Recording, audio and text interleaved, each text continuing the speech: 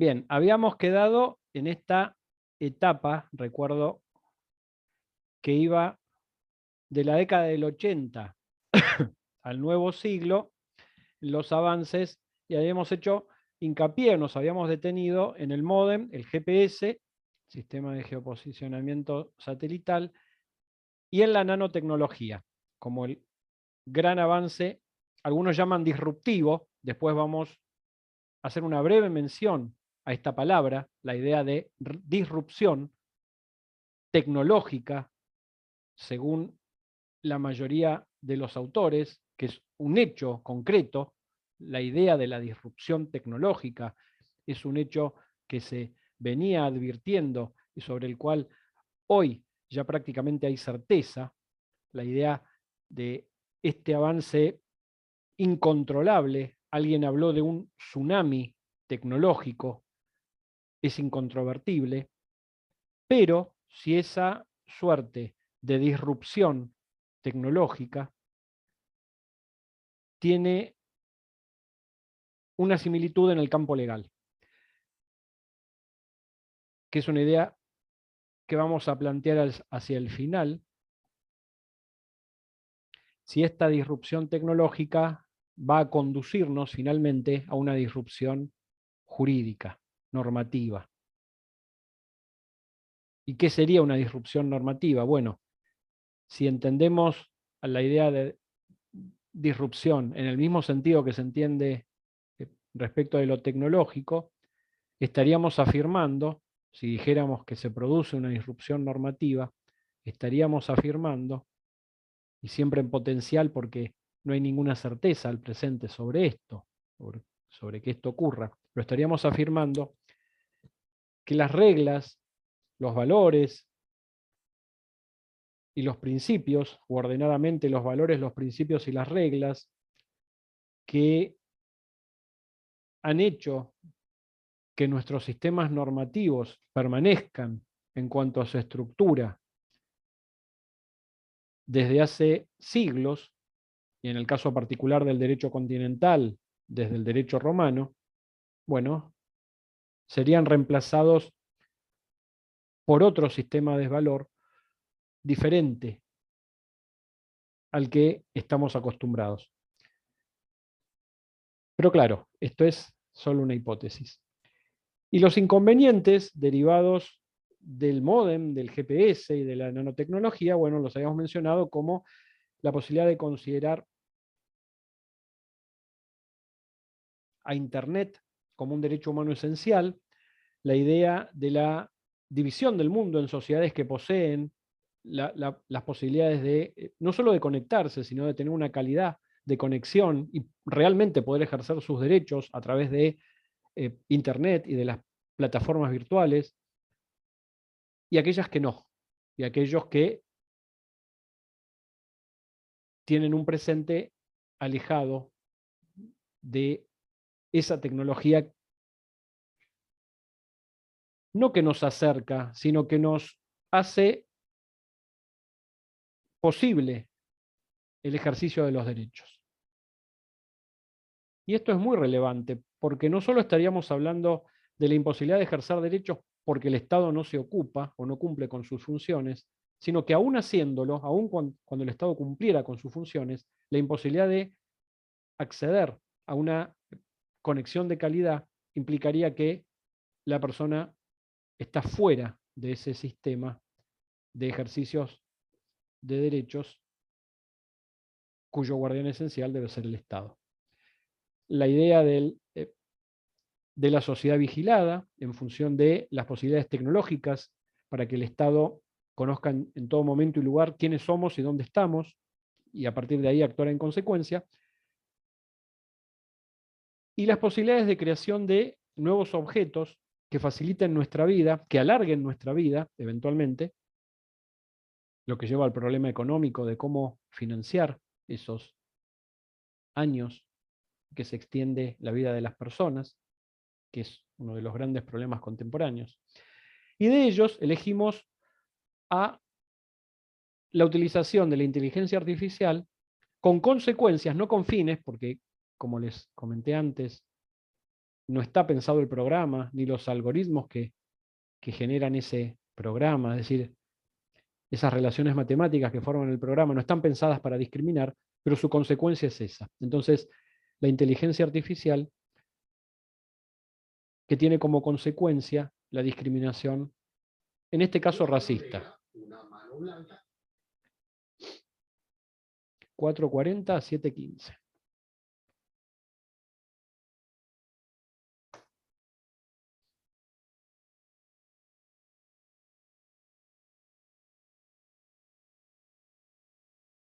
En China, la inteligencia artificial se utiliza hasta para identificar grupos étnicos. Los expertos en vigilancia digital de IPBM en Estados Unidos descubrieron, entre otras cosas, que la multinacional Huawei, por ejemplo, participó en el desarrollo de la llamada alarma uigur. Se supone que este software chino de reconocimiento facial puede identificar en segundos a personas de la minoría musulmana de los uigures. Pero, a ver, si esta tecnología ni siquiera puede relacionar objetos con personas de forma confiable, ¿cómo va a identificar una etnia religiosa? Pues no, los chinos tampoco están tan avanzados. Según las estimaciones, el porcentaje de aciertos es apenas del 70%. Eso significa que el software se equivoca en casi un tercio de los casos. Y sin embargo, se utiliza en toda China. El sistema de cámaras testeado por Huawei está capacitado para reconocer el rostro de personas de determinadas etnias con la ayuda de la inteligencia artificial. Los sistemas no solo están entrenados para identificar edad o sexo del sujeto, sino también su procedencia étnica. El software ha sido entrenado con datos de rostros de uigures y no uigures para que pueda distinguir correctamente los distintos indicadores fisonómicos. Su aplicación en China resulta inquietante. El hecho de que la inteligencia artificial identifique a miembros de la minoría uigur podría activar la llamada alarma uigur y acabar en manos de la policía. Las autoridades chinas construyeron un sistema de observación y control de uigures en la provincia noroccidental de Xinjiang. Cientos de miles son reeducados en prisiones, lo que fue muy criticado por Occidente. Oficialmente, las empresas chinas se oponen al uso comercial de este software piloto. Sin embargo, el gigante Alibaba ya ha admitido que sus expertos han desarrollado versiones del llamado software racista y lo han utilizado en la práctica. Incluso han hecho tutoriales para utilizar la función de búsqueda específica de musulmanes uigures. Esta versión del software de reconocimiento facial integra información de smartphones y cámaras de vigilancia y permite a los usuarios chinos enviar imágenes para identificarlas como sospechosas de ser uigures. Según los expertos, no hay nada mejor que la información de los propios usuarios para afinar el ojo racial de un software de reconocimiento facial. ¡Qué miedo! Herramienta. Pensemos que en uno de los últimos genocidios del siglo XX, el de Ruanda, la posibilidad de identificar a los miembros de una u otra raza, Hutus o Tutsis, venía dada por una suerte de documento, como si fuera el documento de identidad, pero una suerte de carnet que tenían las personas que derivaban de la época colonial, ¿no?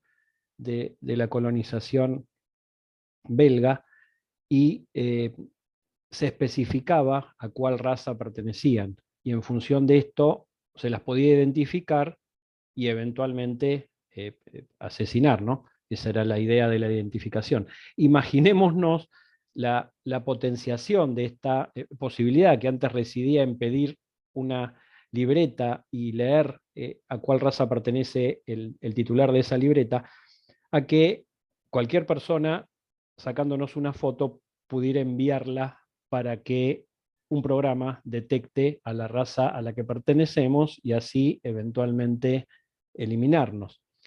Pero bueno, no es el argumento de una película, como estamos viendo.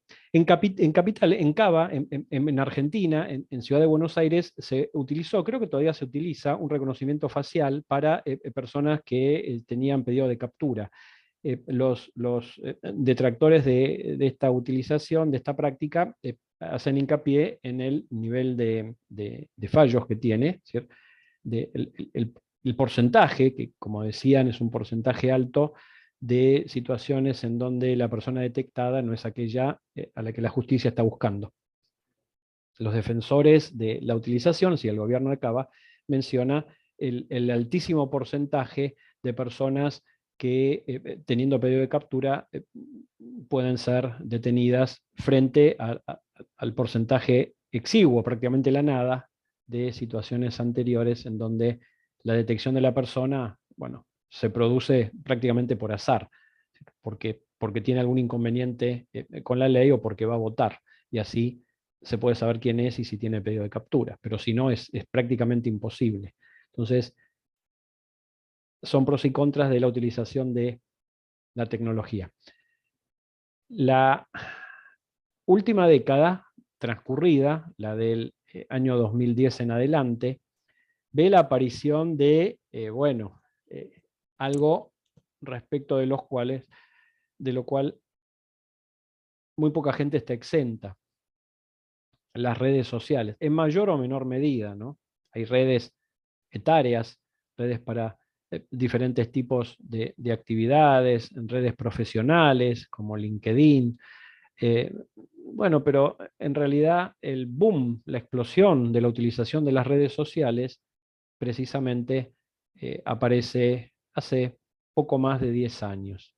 Si bien algunas existían desde unos años antes, bueno, la difusión, la generalización masiva de las redes se produce en esta última década transcurrida. Hay múltiples circunstancias, ¿no?, que nacen como consecuencia. El otro día estaba leyendo, y si ustedes entran en Facebook el otro día, al chequear la configuración de privacidad, hay una nueva leyenda en Facebook, no sé si la han leído, que le pide al titular de la cuenta decidir qué va a pasar con su cuenta después de su muerte.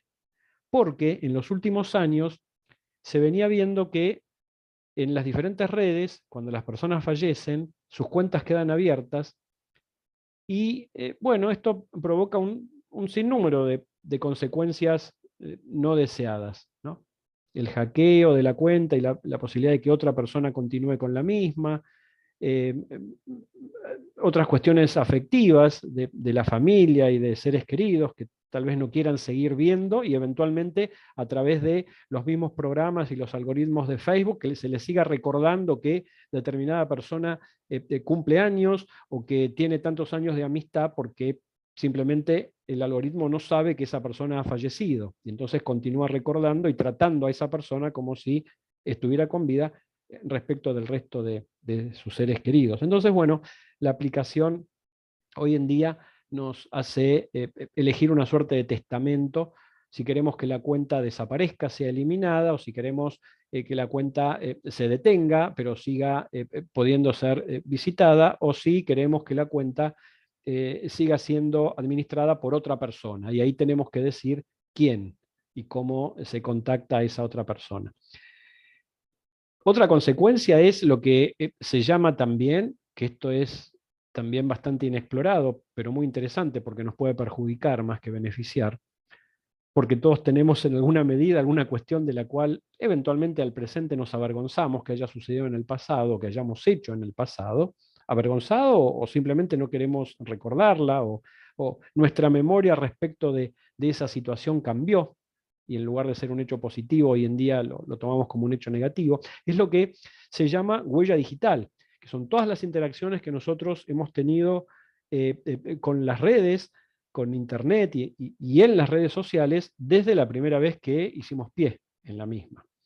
Y entonces son esos videos subidos, esas fotos, esos comentarios, para los que tuitean, bueno, la catarata de Twitter que pueden tener, y todo eso sigue existiendo y se va acumulando, y de alguna manera determina quiénes somos frente a los terceros, sobre todo frente a los terceros que no nos conocen.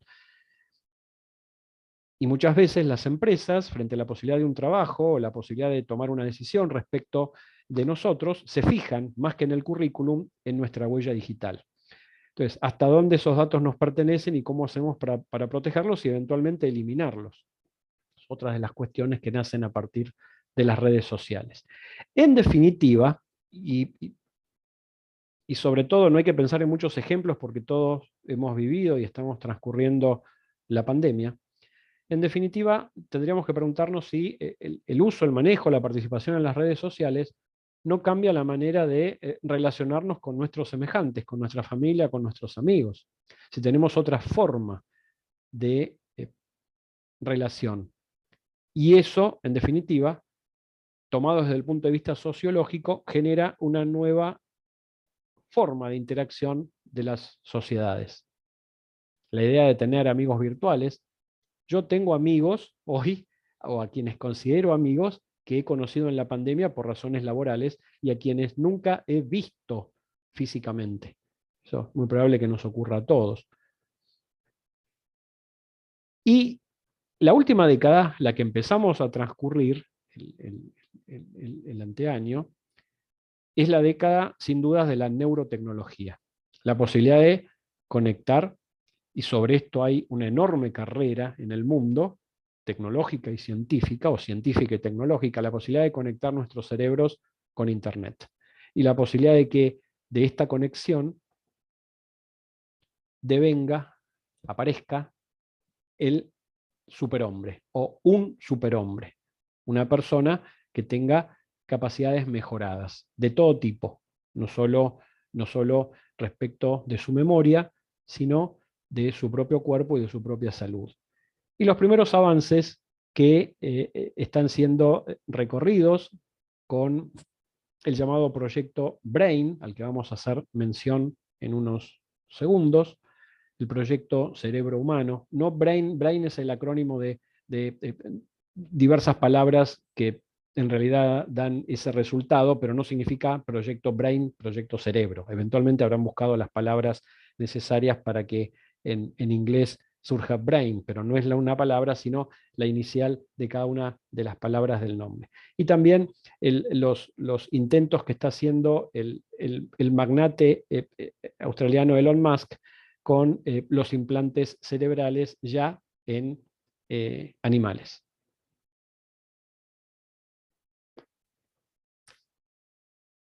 De los varios neurocientíficos que tienen fama mundial por los avances que han ido logrando respecto de la neurotecnología o la tecnología aplicada al cerebro, Rafael Yuste, que es español, pero bueno, trabaja en Estados Unidos, es uno de los más reconocidos. En lo que hace a nuestra región, Yuste ha participado como el técnico, el conocedor, en el proyecto de ley. Justamente ayer estaba preguntando si había sido aprobado, entiendo que no, el proyecto de ley de Chile relativo a la regulación de los neuroderechos, nuevos derechos humanos que nacen a partir de la interacción entre la tecnología y el cerebro, que serían una suerte de derechos que tienden a prevenir la entrada, el acceso no autorizado de terceros en diferentes aspectos de mi cerebro, incluida la memoria. Y en ese sentido, Chile es el primer país en el mundo que tiene un proyecto de ley sobre neuroderechos. Y Yuste ha sido no solo el creador y el líder del proyecto BRAIN, que es un proyecto que que creó Obama y que es un proyecto de largo plazo y se dirige a mapear el cerebro humano, así como en algún momento se descodificó el genoma humano para conocer cómo estaba compuesto, y a partir de ahí, bueno, una vez terminado el reconocimiento del genoma humano, se aprobó la legislación internacional pertinente, estoy hablando de principios de este siglo. Ahora se quiere hacer lo mismo con el cerebro. Entonces, Yuste es una de las personas, bueno, más reconocidas en el mundo en relación con la tecnología aplicada al cerebro humano. Y acá explica de manera muy simple, porque también, aparte de ser neurocientífico, da charlas, por lo tanto traduce esos tecnicismos en palabras que podamos comprender, en qué consiste el proyecto BRAIN. En una escala de 1 al 10, Yo diría que el conocimiento que tenemos del cerebro es un 4, un 3 o un 4. Me daría por contento si consiguiésemos entender qué es un pensamiento.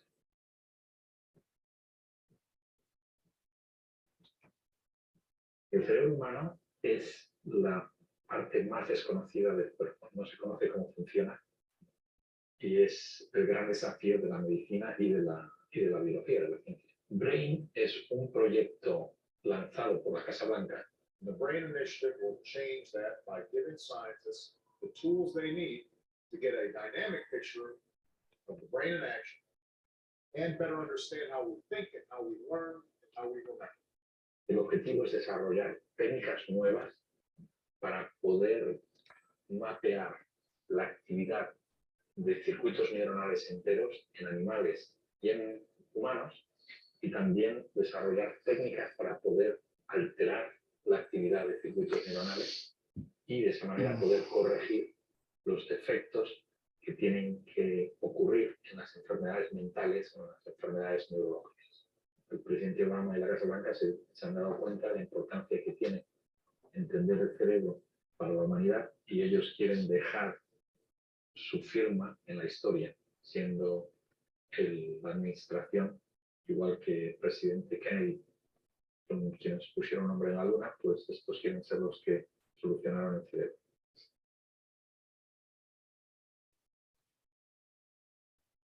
La razón por la cual no conocemos más el cerebro, yo pienso que es fundamentalmente de tecnología. No tenemos las herramientas para ver cómo disparan los circuitos neuronales en su totalidad. Solo hemos podido ver cómo disparan neuronas individuales de una manera muy quizá primitiva, ¿no? Tenemos que captar la actividad entera de un circuito neuronal para poder entender qué es lo que ocurre. Imagínate que el cerebro fuese una pantalla de televisión y cada neurona sería un píxel y los píxeles se encienden y se apagan. Lo que queremos es desarrollar técnicas para poder ver la pantalla entera para que alguien pueda ver qué película le están echando.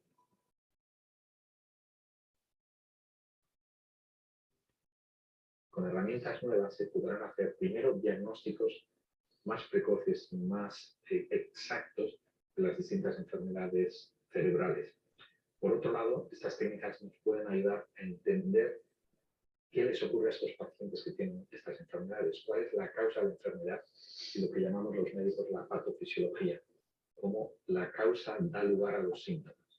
Esto es una cosa que está esencialmente por descubrir en casi todas las enfermedades mentales y muchas enfermedades neurológicas. Y también las herramientas para alterar la actividad cerebral pueden ayudar a corregir los defectos que tengan en la actividad cerebral de estos pacientes y curar algunas de estas enfermedades o por lo menos curar los síntomas que tengan estos pacientes.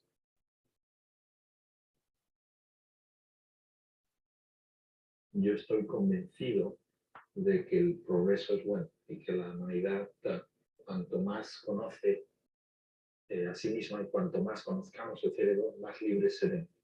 Entonces, este tipo de tecnologías nuevas, en vez de limitarnos y atemorizarnos, yo creo que al contrario, nos van a hacer más libres y nos harán incluso tratarnos unos a los otros de una manera más humana. Será como un nuevo humanismo.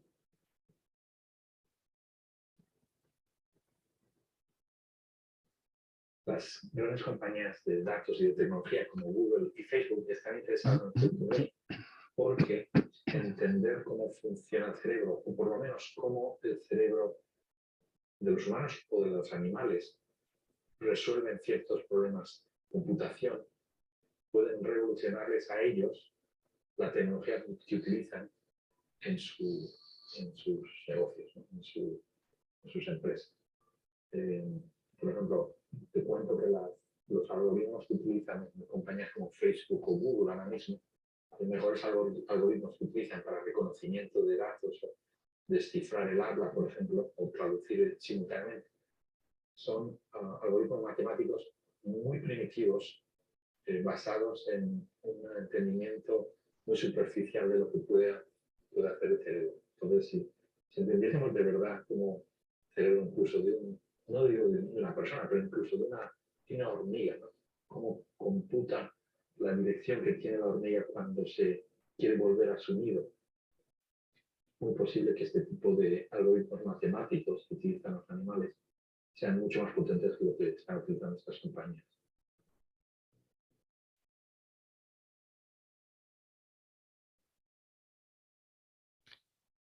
Y el anteaño, a partir de un proyecto financiado por Elon Musk, se presenta en sociedad, en realidad se presentaron 3 chanchitos, uno que no tenía ninguna intervención, el otro que la había tenido hacía unos días, y Gertrude o Gertrudis, que hacía tiempo le habían implantado un chip que se comunicaba a través de Bluetooth con la computadora, y así se podía conocer qué partes del cerebro se activaban cuando comía. La idea de conocer qué parte del cerebro se activa eh, es utilizada hoy mínimamente para poder predecir qué es lo que va a hacer cuando los patrones se repiten. Y en general los algoritmos sirven para eso, para predecir conductas, para predecir situaciones. Esa posibilidad también es utilizada desde el punto de vista de las redes sociales para ver, para conocer qué cuestiones nos interesan y cuáles no, porque una función esencial de toda red social es captar la atención de los que navegan por ellas. ¿Para qué? Para que la persona esté más tiempo dentro de la red social. Esto lo entienden los youtubers, ¿no? Porque cuanto más gente visita sus sitios y más tiempo están en los mismos, más plata ganan. Es algo muy sencillo. Bueno, lo mismo quieren los dueños de las redes sociales, que la gente permanezca más tiempo en Facebook, más tiempo en YouTube, en Twitter o cual fuera. ¿Y cómo logran que las personas permanezcamos más tiempo conociéndonos, sabiendo cuáles son nuestros gustos? Yo no los conozco a ustedes, no sé si esto les interesa o no, pero si hubiéramos estado juntos un año en las clases o en donde fuera, yo ya sé qué temas les interesan y qué no. Y si yo quiero que ustedes permanezcan más tiempo atentos, escuchando, participando, obviamente voy a hablar de los temas que conozco que a ustedes más les interesan. Y cuanto más conozca de ustedes, más voy a poder retener su atención. Con lo cual, acá se comienza a entender la importancia de los datos personales y del Big Data, de los datos en conjunto de una parte o de toda la población referida a sus gustos, a sus apetencias y a la forma en que interactúan. Entonces, vemos este pequeño avance que no dice nada en sí mismo, pero que obviamente está dirigido a que en algún momento este chip implantado en el cerebro de un animal, bueno, lo sea en el cerebro de un humano.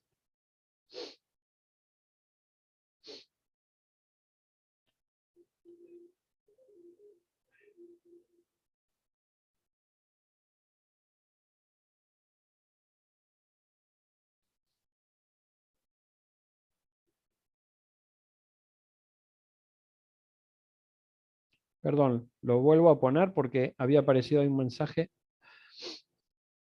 de publicidad.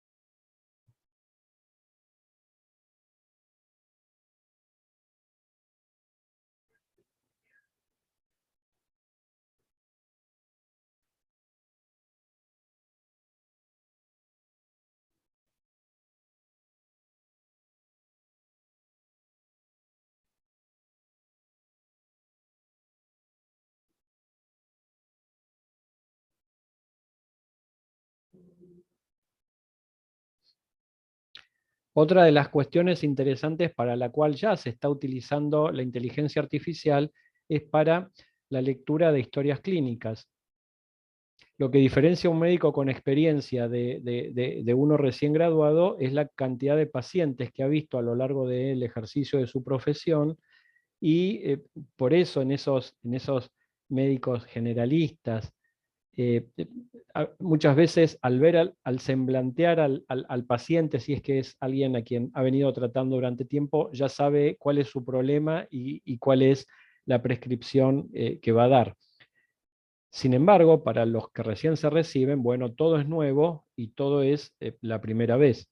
El uso de la inteligencia artificial en la lectura de historias clínicas permite que un programa pueda leer miles de historias clínicas en segundos, y a partir de ahí detectar patrones que se repiten y predecir cuál es el tratamiento. Lo que a una persona le llevaría tal vez gran parte del ejercicio de su profesión, un programa en enfermedades recurrentes, en enfermedades comunes, un programa lo puede hacer en muy poco tiempo. Es decir, cuando digo muy poco tiempo, es minutos, no es días, es minutos. Algo parecido pasa en tribunales respecto de ciertas aplicaciones, ¿no? Perdón, de ciertas aplicaciones. Respecto al sistema Prometea y otros similares que hay en América, en relación con ciertas actividades dentro del proceso del Ministerio Público en este caso. Pero esa idea de ahorrar tiempo, con lo cual en salud muchas veces depende una vida del tiempo que se ahorre, y de generar un diagnóstico y una prescripción acertada con un 98-99% de exactitud, bueno, es sencillamente revolucionario. Y eso está sucediendo, al menos a nivel de la experimentación. Terminados esta primera parte, donde de alguna manera generamos un doble camino, bastante rengo al primero, porque tenía que ver con el desarrollo de los derechos humanos, que lo dimos por supuesto, por conocido por todos nosotros, porque precisamente somos abogados. Y del otro lado, el camino recorrido por la tecnología, desde la Segunda Guerra Mundial hasta nuestros días. Como en cada década han ocurrido avances que en otras épocas históricas hubieran determinado, uno solo de esos avances hubiera determinado las características del siglo siguiente. Y fíjense que todos estos avances que mencionamos, desde la década del 50 en adelante, y no hemos mencionado otros que también han ocurrido, ¿no? Pero todos estos avances han ocurrido en un periodo en un periodo de tiempo tan corto que es menor a un siglo. Y todos prácticamente de manera continua y coetánea. Y no han terminado, porque se esperan otros mayores todavía. Bueno, todo esto nos da un estado de situación, y el derecho siempre es reactivo, no es proactivo, es reactivo. Espera que sucedan los hechos, las violaciones de derechos, y después recién esboza alguna solución. Bueno, el derecho ha hecho lo que puede. Por eso todas las amenazas a los derechos humanos que mencionábamos, a partir de cada uno de los avances tecnológicos, aún hoy no tienen respuesta, ni aquellas derivadas de avances de la década del 50, ni las que tienen que ver mucho menos con la neurotecnología, que es la que está sucediendo hoy en día. Ninguno de esos avances tiene respuesta desde el punto de vista del derecho y específicamente de la protección de derechos de la persona. En esta segunda parte, lo que vamos a ver es, más allá de ese estado de cosas, es decir, hay avances tecnológicos, no hay respuestas legales, hay desprotección de los derechos humanos, además de por todo lo que ya conocemos, hay desprotección en lo que vendrá respecto de las amenazas creadas por la tecnología. Esto sería un estado de cosas, esto sería lo que existe, esto es la mirada hacia atrás en este camino que emprendimos a las 10 de la mañana. Ahora comenzaríamos a ver hacia adelante, decir, bueno, esto es lo que hay. ¿Qué podemos hacer?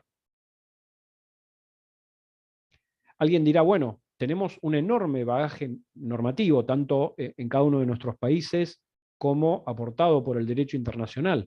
Utilicémoslo, brindemos soluciones por analogía, como lo ha venido haciendo hasta ahora el derecho. Es decir, si no está previsto el uso de la tecnología para cometer ciertas conductas que se estiman delictivas, como puede ser una estafa, un fraude, pues bien, creemos los delitos informáticos. O si no está previsto determinada conducta, como puede ser el acoso de una persona respecto de otra, sea o no menor, o ocurra o no en un ámbito laboral, bueno, creemos una determinada figura que la prevea.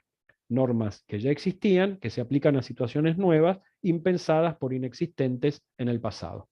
Esto es una respuesta.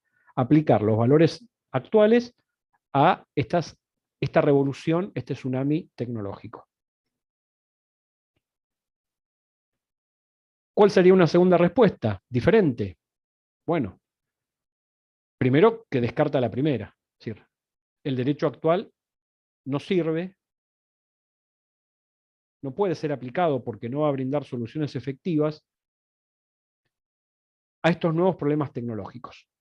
Con lo cual, hay que buscar otra solución. Y esto es precisamente la disrupción normativa. Los valores y principios que teníamos hasta el momento no son útiles. No digo que no puedan ser, por supuesto que puede haber una ley que prevea una solución, pero va a ser inaplicable. No hay forma de que esa ley pueda ser instrumentada en la práctica. Por lo tanto, el derecho va a permanecer en abstracto. No hay una forma de ejercerlo efectivamente. Entonces creemos otra dimensión de normas basada en otros principios, en otros valores. Y acá la pregunta es, ¿y cuáles van a ser esos valores? ¿Cuáles van a ser esos principios? Bueno, entonces estamos hablando de una sociedad que se rige en función de valores diferentes, aportados no ya por la teoría de los derechos humanos, sino por la tecnología, que obviamente va a tener límites. Tal vez algún límite humanista, en donde sea la persona la que en última instancia posea el control de ciertas decisiones, pero que en definitiva gran parte de las decisiones van a ser tomadas a partir de los programas que el hombre crea y no por personas. Como pasa con muchas cuestiones de trámites sencillos, ¿no? En donde quien decide es una máquina y no un ser humano. Pero acá estamos hablando de cosas más importantes. Entonces, en esta segunda parte es un poco ver cuestiones, posibles soluciones a futuro, en función de situaciones actuales. Entonces, una posibilidad es que los derechos humanos se vean como un límite al desarrollo de la ciencia, no al desarrollo de la tecnología, no de lo práctico, sino al desarrollo de la ciencia en sí, de la teoría científica. Y esto es un poco, ¿no?, tratar de, es un Galileo moderno, tratar de tapar el sol con la mano, tratar de evitar lo inevitable, porque en algún momento alguien, por ese ansia natural de progreso, de descubrimiento que tiene todo ser humano, o algunos seres humanos, basta con que haya uno, con que ese muro que se pretende establecer alrededor de la ciencia para que no avance más allá de determinado punto, bueno, termine desapareciendo. Con lo cual puede ser útil en el corto plazo, en el mediano plazo. Un ejemplo, las alteraciones genéticas. Obviamente, de acá derivan de esta idea de que los derechos humanos pueden poner, y el derecho en sí, puede poner límite al desarrollo de la ciencia, derivan todo el llamado soft law, es decir, todas aquellas declaraciones, estándares, principios éticos, morales, que nos dicen hasta dónde el científico puede llegar y hasta dónde no. Pero ¿qué pasa si en algún lugar alguien llega y otros después lo replican? Bueno, fíjense el ejemplo de las alteraciones genéticas. Todo desarrollo científico, al menos declarativamente, se hace siempre en función de aportar algún progreso o algún efecto positivo al desarrollo humano, ¿no? La energía nuclear sirvió para ciertos fines pacíficos, interesantes, importantes, pero también para armas de destrucción masiva. ¿Cuál es el fin declarado aquí? Bueno, la posibilidad de que a través de ciertos animales, fíjense que hace una semana o dos se pudo implantar, el hombre todavía está vivo, un corazón que provenía de un animal en un ser humano. Entonces, la idea de poder generar órganos para no depender de trasplantes y de órganos de seres humanos, sino poder generar órganos en distintos animales para que los seres humanos puedan tener una expectativa de vida mayor. Entonces, este es el fin declarado, que puede dar lugar a, bueno, algunas consecuencias negativas, algunas de ellas una suerte de aberración en el desarrollo de la humanidad. En el 2019 se implantaron genes en el cerebro de humanos en el cerebro de monos. La idea era generar monos transgénicos cuyos órganos fueran compatibles con órganos humanos. Eso pasó en 2019. Genes del cerebro humano en el cerebro de monos. El año pasado, en lugar de trasplantar genes del cerebro humano a un ser viviente ya formado, a un animal existente, se intentó ir al principio de las cosas. Por lo tanto, se implantaron células humanas en embriones de mono, para que el nuevo ser fuera un mono, pero con ciertas capacidades humanas. El experimento del 2019 fue exitoso, porque los monos ya crecidos, que habían sufrido la implantación de genes del cerebro humano, vivieron poco, pero se pudo constatar que tenían una atención mayor que los de su misma especie. Y aprendían más rápido. Tenían una mayor atención y aprendían más rápido. Tenían ciertas características que los distinguían de los monos de su especie y que son compartidas con los seres humanos. Y las células humanas en embriones de mono darían lugar a un nuevo ser diferente, a una nueva especie de monos que tendrían ciertas particularidades humanas, como la mayor atención y la mayor facilidad de aprendizaje. Porque si algo distingue al ser humano, es el aprendizaje. Y relacionemos esto con lo que dijimos al principio, que la catarata continua de información evita que podamos aprender de toda esa información que tenemos disponible como nunca en la historia. Estos experimentos no fueron hechos por un científico loco en algún lugar perdido del universo. Fíjense, fueron hechos por un instituto reconocido de China, obviamente si es hecho en China con el apoyo del gobierno chino, y fue publicado en la revista más relevante del MIT en Estados Unidos. Y el segundo experimento, el de las células humanas, fue realizado por científicos españoles. Uno preguntará, ¿pero por qué los científicos españoles están trabajando en China, junto con otros científicos de diferentes nacionalidades? Porque la respuesta es sencilla, porque en función de determinados, y volvemos a lo que dijimos antes, códigos éticos, esas experimentaciones no les son permitidas en sus países de nacionalidad.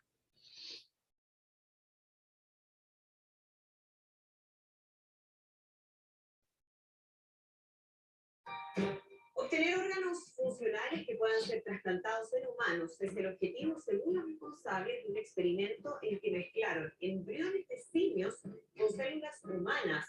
Los científicos a cargo son españoles, pero realizan su trabajo en China por las barreras legales que tienen en su propio país. Soledad Bueno nos cuenta de qué se trata en nuestro sur.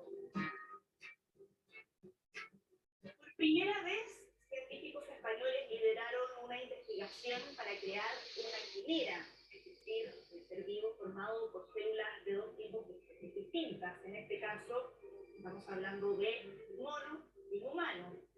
Es un trabajo que realizó un equipo comandado por el científico Juan Carlos Ixtizúa, realizó en China y consiste en que a embriones de los monos se les inyectaron células madres de personas y el fin último es conseguir un órgano humano para que pueda ser trasplantado y de esa forma solucionar la falta de órganos.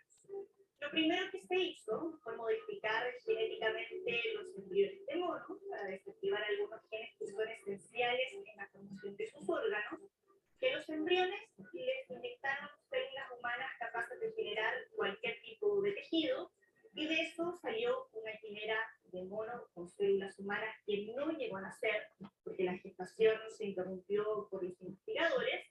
Y este es un equipo que está formado por científicos del Instituto Salk de Estados Unidos y la Universidad de Murcia, y que en el año 2017 ya habían hecho un primer experimento, que era el primer experimento del mundo de quimeras entre humanos y cerdos, pero ahí no tuvieron éxito, y uno de los coautores del experimento explicó al diario El País que las células humanas en este caso contribuyeron muy poco al desarrollo del embrión.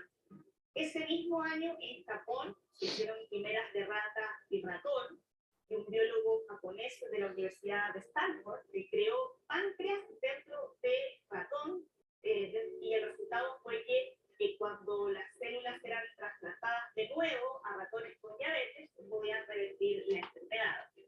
Hay quienes creen que estos experimentos pueden tener utilidad, sobre todo en el estudio de algunas enfermedades en las personas, pero claramente también se enfrentan a cuestionamientos éticos, porque existe un riesgo de que las células madres se vayan al cerebro del animal y formen neuronas humanas. En este caso, algunos médicos se preguntan qué pasa con los animales, si tendrá conciencia, por ejemplo. Los investigadores del equipo dicen que habilitaron mecanismos para que, en el caso de que las células se vayan al cerebro, se autodestruyan.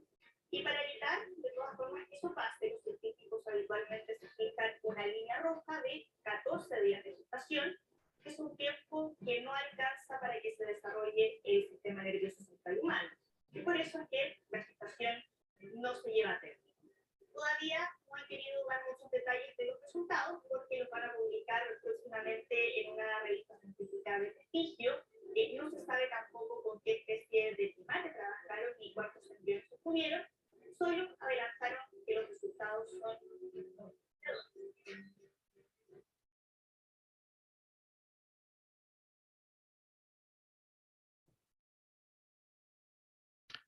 Una segunda posibilidad, en lugar de establecer un límite al desarrollo de la ciencia, que inevitablemente en algún momento a futuro termina rompiéndose, a futuro o en el mismo presente, como estamos viendo en China, otra posibilidad es fijar límites a los usos. Es decir, la ciencia avanza, la tecnología existe, pero se sanciona, se limita, se sanciona con una determinada pena el uso que se hace de la misma, que es lo que ha pasado con la carrera armamentista de todas las armas de destrucción masiva, ¿no? Hasta los actuales sistemas automáticos de armas letales.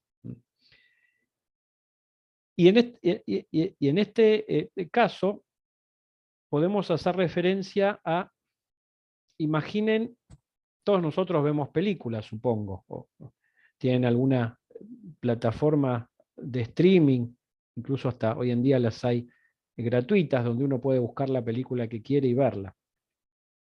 En el contexto tradicional de la película, el que decide la historia, el plot, el guión, es el director. Pero imaginen una película en donde nosotros,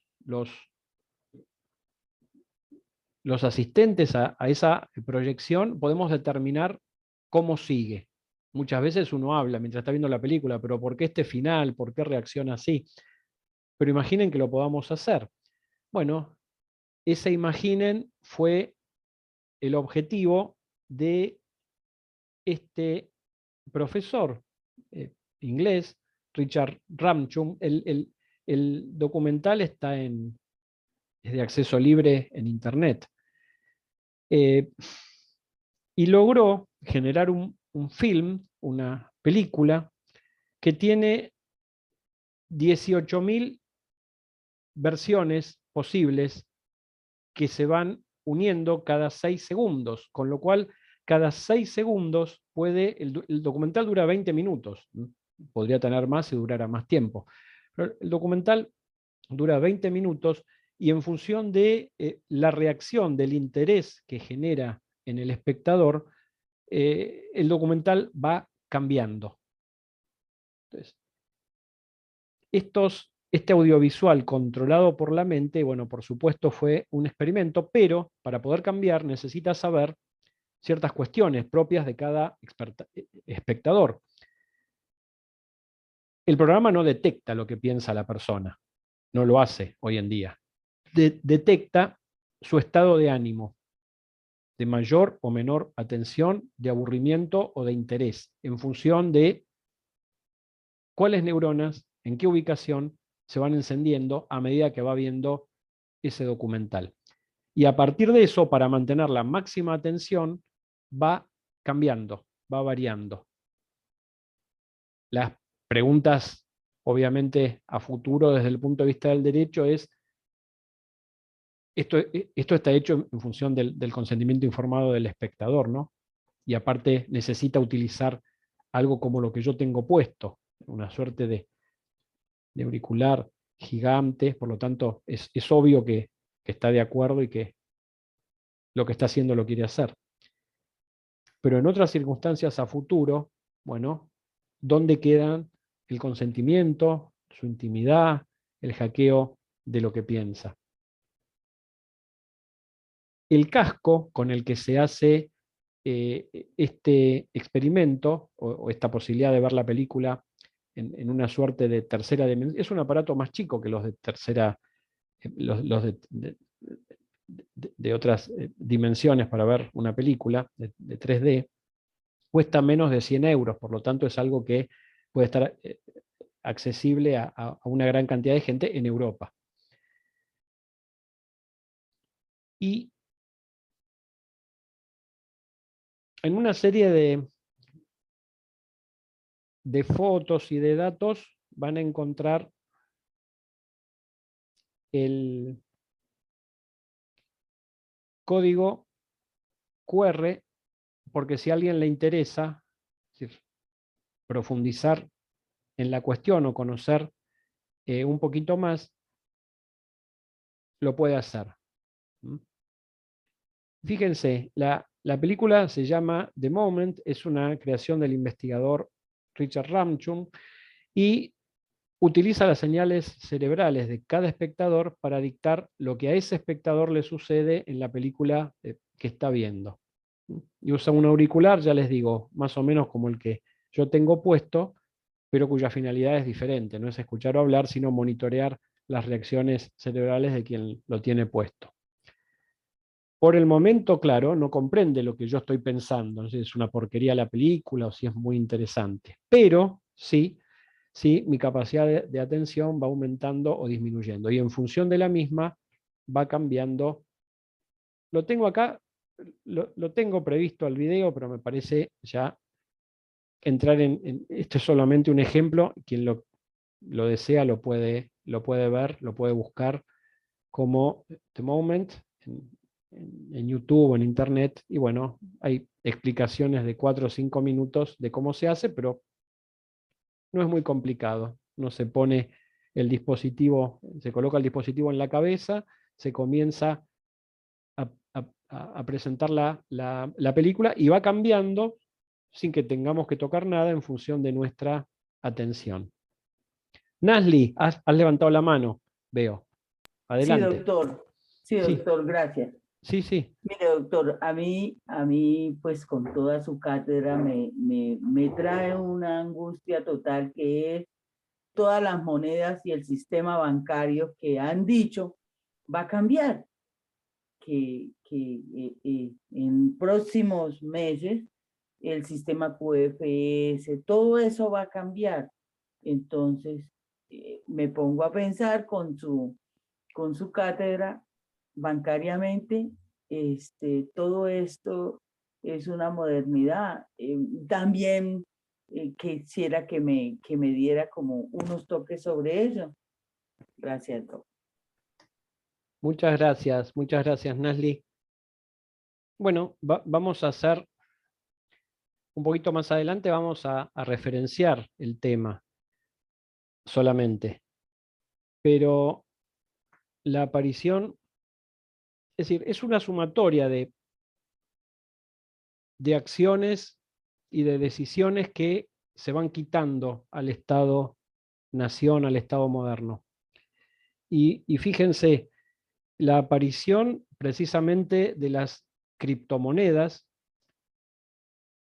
es, si tienen éxito, un golpe al corazón económico de los estados nacionales, que desde la aparición del primer banco central, desde que el Estado-nación tiene, a partir de ese banco central en Inglaterra, el monopolio de la emisión de moneda, bueno, genera un instrumento de política económica esencial para el Estado-nación. El controlar la cantidad, la masa monetaria, la cantidad de dinero circulante en un Estado, tiene que ver con el manejo propio de la economía. Y por eso todos los estados, a similitud del Banco de Inglaterra, crearon su propio banco central. En Argentina, a partir de una iniciativa del economista que es reconocido en toda América, el creador de la CEPAL, Raúl Prebisch, que fue funcionario después de Raúl Alfonsín, cuando volvió la democracia, ya tenía casi 80 años o un poco más, se crea nuestro Banco Central. Pero todos los estados tienen el propio Banco Central, una de cuyas finalidades esenciales es determinar la cantidad de dinero circulante a partir de los encajes bancarios y la posibilidad o no de que el Estado emita más allá del respaldo, lo que eventualmente, bueno, ni que decirlo a los argentinos, genera la impresión, la emisión de moneda sin respaldo genera inflación. Y por eso también la renuencia de Inglaterra o del Reino Unido cuando entra en el bloque europeo a ceder esas decisiones y a retener su propia moneda y la capacidad decisoria de su Banco Central. Bueno, hoy en día está fuera, no hay problema, pero uno de los hechos fundamentales de los estados europeos es que no pueden decidir la emisión si no está de acuerdo el Banco Central Europeo. Ahora, todo esto tiene que ver en un determinado esquema en donde el Estado es el que, a través de su Banco Central y de sus políticas económicas, decide cuánta es la cantidad de dinero que hay en un país. Imaginemos de monedas, no de dinero, de la moneda propia del país, porque puede haber otras monedas. Pero imaginemos que se cree una moneda o varias monedas que no tengan control del Estado y que estén controladas independientemente de la voluntad política del Estado del que se trate. Bueno, eso o esa función, en alguna medida, es lo que cumplen las criptomonedas. Y esto es terrible para los estados porque pierden un instrumento de política económica fundamental. Además, eso sería un aspecto, ¿no? El perder un aspecto, un instrumento de política económica, un gran aspecto, con el cual contener o no la inflación, por ejemplo. El nivel de precios, por ejemplo. Pero al mismo tiempo hay otro ataque al corazón económico del Estado, que son los impuestos. ¿Qué pasa con las transacciones que se realizan a través de las criptomonedas y por ende no tributan a ningún Estado? Entonces, esas son dos cuestiones que a futuro de alguna manera se van a resolver. O con la desaparición o la muerte de las criptomonedas, al ser tan volátiles ya implica un factor para muchas personas decisivo para su no uso, porque no toda la gente le gusta arriesgarse, y para los estados obviamente son el demonio. Una posibilidad es la desaparición de las criptomonedas, y otra posibilidad es que las criptomonedas no desaparezcan y en algún futuro convivan con las monedas nacionales, o eventualmente, y esto sería un robocalipsis, como se dice, para el Estado, porque deja de tener la fuente de financiamiento de los impuestos, o una parte de ella, y deja de tener el monopolio del instrumento de política económica en controlar la cantidad de la masa monetaria de un Estado. Bueno, esto es lo que puede pasar, nadie sabe qué es, si no, todos compraríamos o venderíamos criptomonedas, pero hoy en día es un desafío básico de la tecnología al Estado-Nación. Otro de tantos, ¿no? Tal vez por ser un aspecto económico, no vinculado de manera directa, aunque por supuesto que está vinculado con el ejercicio de los derechos, pero no vinculado directamente con derechos humanos esenciales, bueno, no se estudia tanto.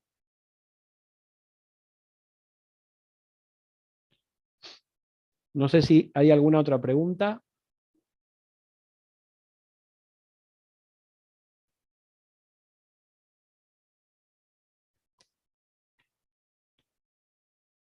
Entonces, hasta ahora lo que presentamos fue que el derecho, la teoría de los derechos humanos genere un muro al avance de la ciencia, cosa poco probable, o que al menos se dedique a castigar a los infractores,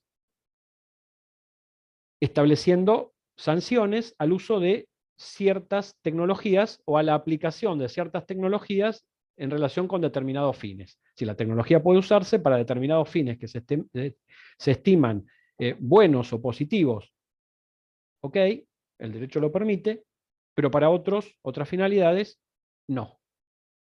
Una cámara puede ser utilizada para proveer seguridad, pero también para eventualmente detectar personas en función de su raza o de su apetencia política, ideológica, lo que fuera. Entonces, para lo primero sí, para lo segundo no. Esas serían hasta ahora las posibilidades. Pero si empezamos a pensar en salirnos de ese molde que hasta ahora conocemos, con el que estamos seguros y trabajamos, que son las normas existentes y los valores y principios existentes, tendríamos que empezar a preguntarnos, bueno, ¿y qué es lo que lo reemplazaría? ¿O existe otros valores que deriven de la tecnología, que sean propios de la tecnología y no ya de la idea de los derechos de la persona? Que de alguna manera pongan a la tecnología en el centro, en lugar de, como hasta ahora teníamos, que ese centro de preocupaciones estuviera centrado en los derechos humanos. Bueno, vamos a ver hasta dónde convivimos con la tecnología. Fíjense, por lo menos en Argentina, pero no varía en el resto de los países de América, salvo algunos que están debajo de los niveles de pobreza, ¿no? Pero en Argentina el 80% de la población tiene al menos un smartphone. Que el 80% de los 45 millones de habitantes tengan al menos un teléfono inteligente implica que tal vez sea el 100%, porque imaginemos que hay gente que por su edad, niños, niñas y adolescentes por supuesto que sí, pero niños y niñas pequeños que no los tienen, no tal vez porque no lo sepan usar, porque a veces hasta un bebé o un nene de 2 o 3 años ya sabe cómo prender o el televisor o una notebook o lo que fuera, prender, apagarlo, cambiarlo, que a veces una persona grande, un adulto mayor, no sabe con qué botón se prende o con qué botón se apaga o se sube el sonido o se cambia de canal. Y un nene sí lo sabe, porque ya vienen con la tecnología incorporada. Pero si se descarta a ese grupo etario, bueno, tal vez sea mucho más el número de pobladores en Argentina, de habitantes que tienen teléfono inteligente. Ahora, ¿qué hacemos con el teléfono inteligente? Porque el teléfono inteligente es un hardware. Si yo tengo plata, lo compro. Lo tengo en la mano. Pero ahora, ¿cómo me comunico? Y para eso necesito acceso a Internet. Y fíjense, este cuadro muestra la distribución de acceso a Internet a partir del tipo de red. 2G, que es vivir en la ultratumba, en un periodo de años, de 5 años, 2019-2025, es decir, lo que sucede y lo que se proyecta a futuro. 2G, que es vivir en la época de las cavernas, es prácticamente como el módem ese telefónico, es decir, es imposible ver una película, muy complicado, el 12% en 2019 de la población, y se espera que ese porcentaje, bueno, tendría que desaparecer, ¿no? Pero que baje al 4% en 2025. Una gran parte de la población de América Latina tenía en 2019 el 33%, y eso va a ir descendiendo, usando 3G, al 18% dentro de 4 años, 2022, 23, 24, 25. El 4G, que es por lo menos en los centros poblados, que la mayoría tiene para comunicarse, aún con todos los inconvenientes, que a veces se cuelga, que a veces que se cae esto y lo otro, bueno, se estima, este sería el presente, se estima que del 55%, ojo, del 55% de la población, es decir, ¿dónde está el otro 45%? ¿Qué tiene el otro 45%? Bueno, tiene algo que no le permite eficazmente, con calidad, acceder a los servicios de Internet. Porque tiene 3G o tiene 2G. Entonces, la mitad de la población tenía en 2019 4G.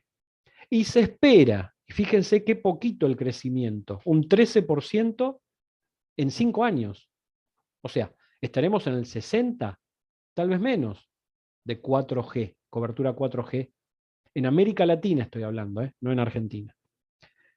En el mejor de los casos, en un panorama excepcional, en el 2025, 4G, que ya es tecnología obsoleta en los principales países del mundo, va a tener el 68% de la población, con lo cual tenemos un 32% que está fuera del mundo, de los que tienen teléfonos inteligentes, no del total de la población. Y fíjense, 5G, que tiene que ver con lo que hablábamos antes del derecho a Internet como un derecho humano esencial.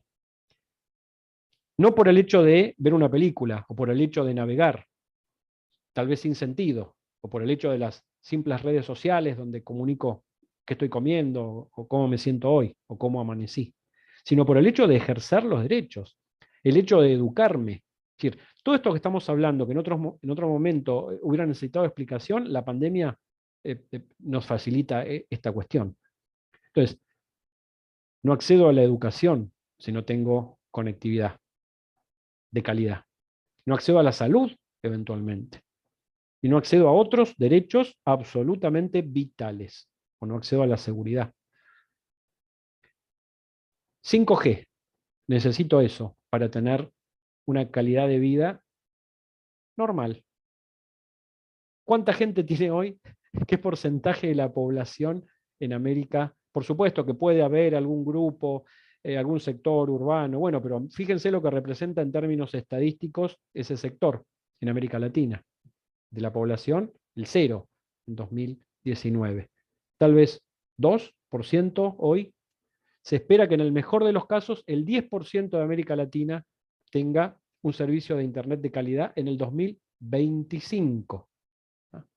Entonces, esto es de alguna manera replantearnos hacia dónde vamos, no con aceptar a una empresa china o de otra nacionalidad que venga a poner sus antenas o sus satélites y prestarnos el servicio de 5G, sino si realmente nuestra población tiene acceso al derecho humano de Internet, pero en general a cualquier derecho humano que dependa del acceso a Internet. Bueno, me parece que para antes del almuerzo ya estamos con estos datos para no estar abrumados, porque ahora vienen un par de datos interesantes, no por el dato en sí, sino porque de alguna manera nos muestran dónde estamos parados, porque desde la asunción del lugar donde estamos es que podemos empezar a pensar alguna solución normativa, que es nuestro ámbito, pero alguna solución. Entonces, como vienen otros datos un tanto duros, los podemos retomar a las 3 de la tarde y continuamos con este tema, que yo no sé, porque no hay mayor interacción, pero porque un poco se ha planteado así la cuestión de la charla o de la exposición. Yo, después que volvamos, cualquier duda o comentario simplemente, más comentario que duda, porque muchas de las cuestiones yo no tengo ninguna respuesta, solamente una opinión, pero también les agradecería si, en la medida que ustedes quieran, puedan hacerlo. Así que vamos a poner un stop acá. Estamos en la 17, yo voy a marcar para después no repetirme, pero seguro que me acuerdo. Y nos vemos